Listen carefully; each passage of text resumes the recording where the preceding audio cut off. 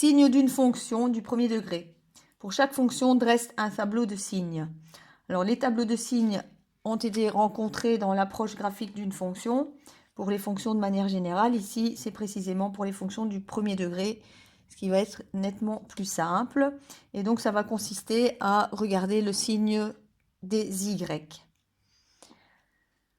On observe le graphique de la première fonction, y égale 1 demi x moins 1, et on précise la racine. Donc, on regarde l'endroit où la droite vient couper l'axe des abscisses et on relève l'abscisse en ce point. Dans le premier cas, ici, c'est l'abscisse égale à 2, donc la racine est égale à 2. Et donc, pour établir le tableau de signes, on va reprendre comme on a appris précédemment un tableau à 2 entrées.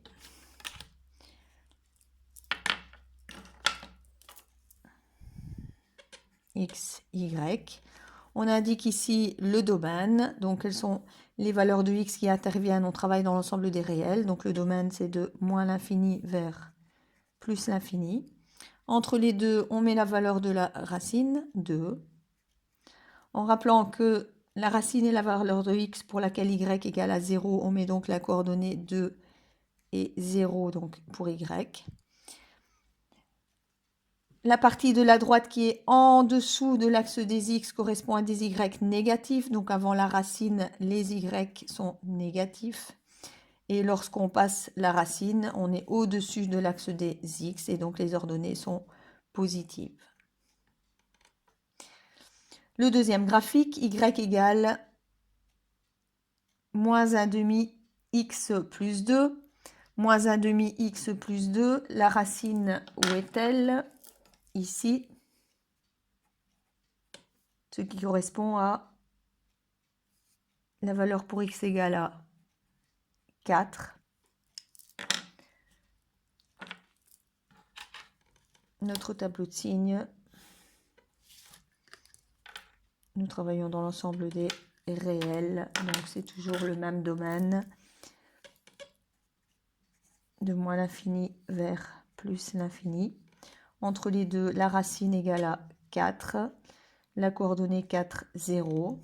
La droite descend de gauche à droite, donc la fonction est décroissante.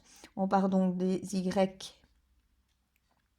positifs, puisque les points de la droite situés au-dessus de l'axe des abscisses correspondent à des ordonnées positives. Et une fois passé la racine, on arrive dans des ordonnées négatives.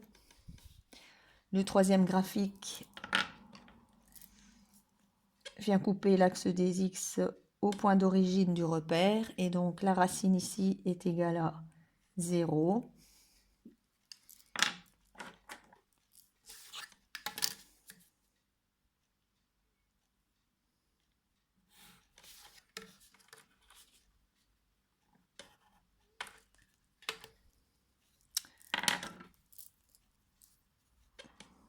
xy, moins l'infini plus l'infini, la racine 0, la coordonnée 0, 0. La droite descend de gauche à droite, la partie du graphique ici est au-dessus de l'axe des x, les ordonnées sont donc positives avant la racine et négatives après la racine. Et dans le dernier cas, si l'on évalue ici la valeur de la racine, nous sommes à plus ou moins 2 tiers.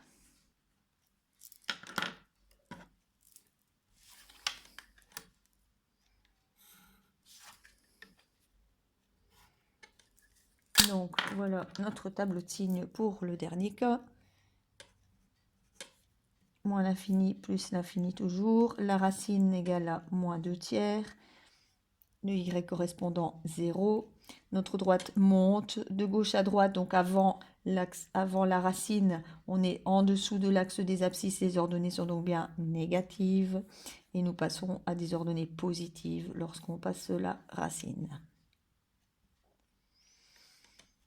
Alors, observons d'un peu plus près par rapport aux équations de départ.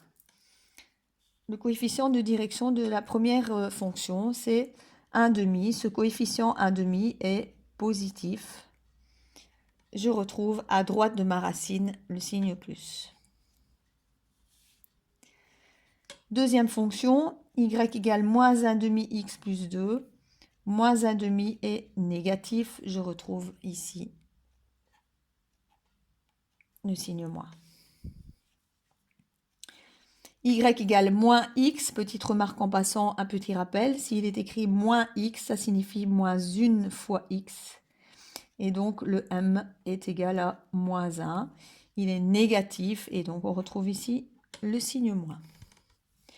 Et dans notre dernier exemple, l'équation y égale 3x plus 2. Dans cette équation, le m ici est positif et je retrouve le plus de nouveau à droite de la racine. On retrouve donc chaque fois le signe de m, le coefficient de direction angulaire ou pente.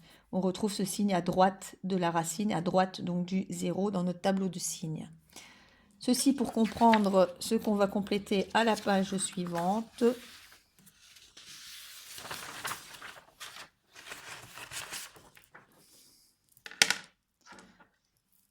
Donc, si on observe attentivement l'expression analytique d'une fonction et son tableau de signes, en ajoutant ici un S à signe,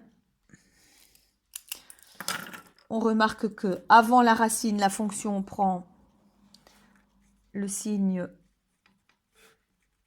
contraire de m et qu'après la racine, la fonction prend le même signe que m.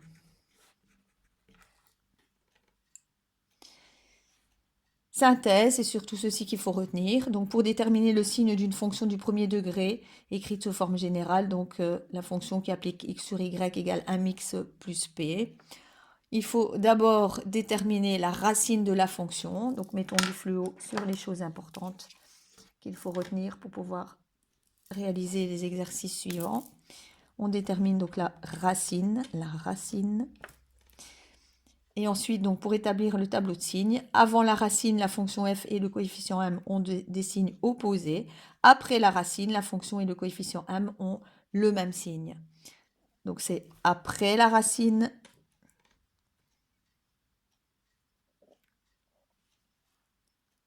que la fonction a le même signe que m.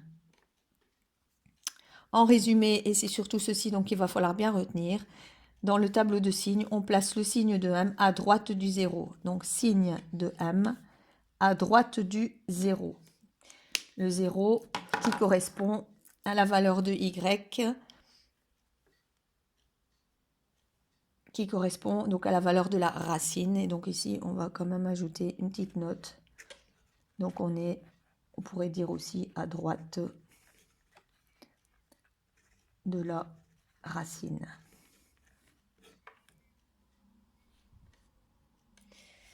Application dans l'exercice suivant, donc dresse le tableau de signes des fonctions suivantes sans en tracer le graphique. Et donc ces petites notes vont nous servir à déterminer le tableau de signes d'une fonction sans pour cela avoir le graphique. Reprenons une formule simple à retenir qui nous permet de gagner du temps pour établir la racine. Pour calculer la racine, on calcule le rapport moins p sur m. Donc, je rappelle que la valeur de P, c'est le terme indépendant et que la valeur de M, ici, c'est le coefficient de X, donc coefficient de direction, coefficient angulaire ou pente. Et donc, notre racine, dans ce cas précis, est égale à l'opposé de P, donc moins 6, sur M2. On arrive donc à moins 6 sur 2 égale à moins 3. On peut donc établir le tableau de signes. Demander.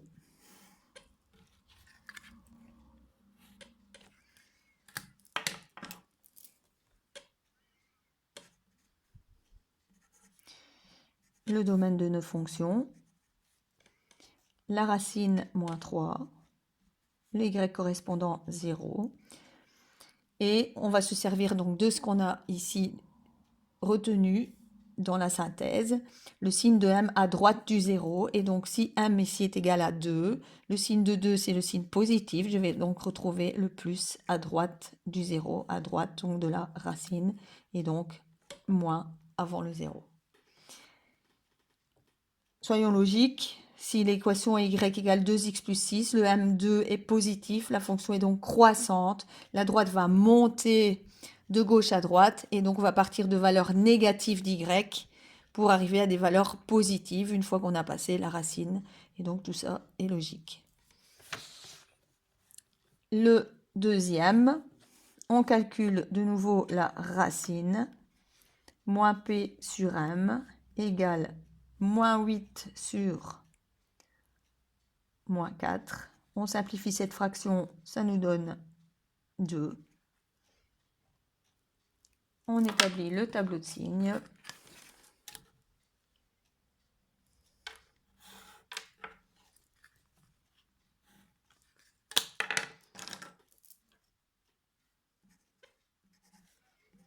L'infini plus l'infini, la racine égale à 2, la coordonnée 2, 0.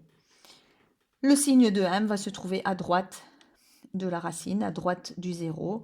Le signe de m, c'est un m, un coefficient ici de x négatif, moins 4, négatif, et donc on retrouve moins à droite du 0 et donc plus à gauche.